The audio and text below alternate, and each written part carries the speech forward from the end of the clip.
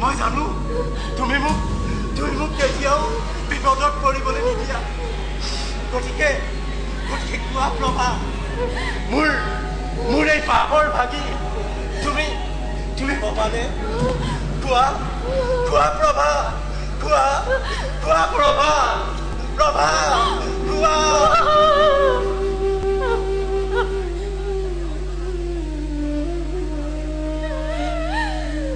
ক্ষমা কৰিব স্বামী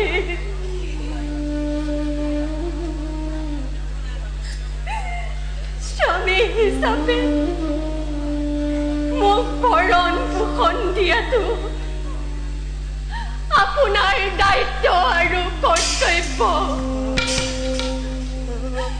তেনেস্থলত আপুনি কৰা পাপৰ ভাগি মই কেতিয়াও হ'ব নোৱাৰো